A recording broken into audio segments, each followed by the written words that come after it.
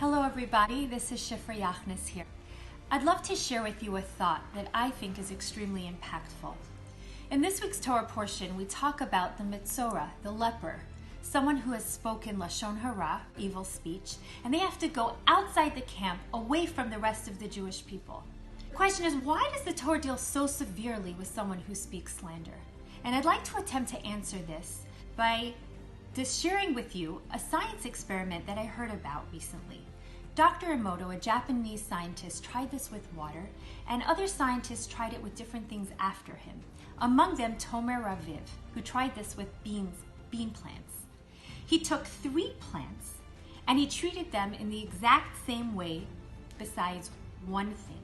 And he wanted to see how speech would impact the growth of these plants. So the first plant, he went ahead and he treated it like a regular plant. He watered it, and that was it.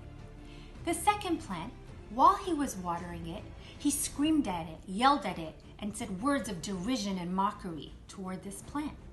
And then the third plant, he did exactly the opposite. He praised it. He said he nurtured it and said encouraging words. And he even recited Psalms.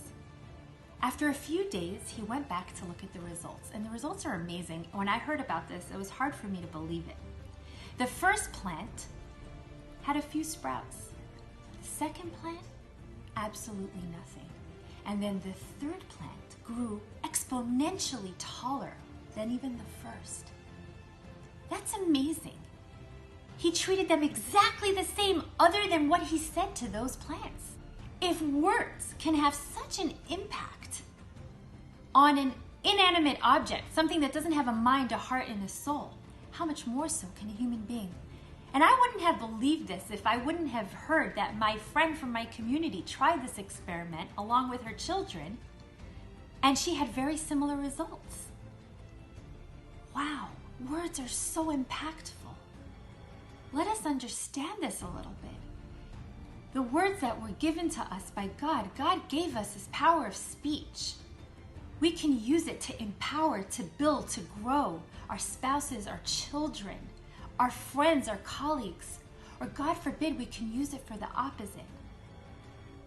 Let us try to take this power that God gives us and use it to build and empower. Maybe this can answer a little bit why the Torah deals so stringently with someone that speaks evil talk.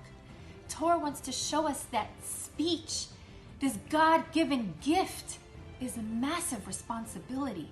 The repercussions are so impactful. I'd like for us to take this message into this upcoming Shabbat.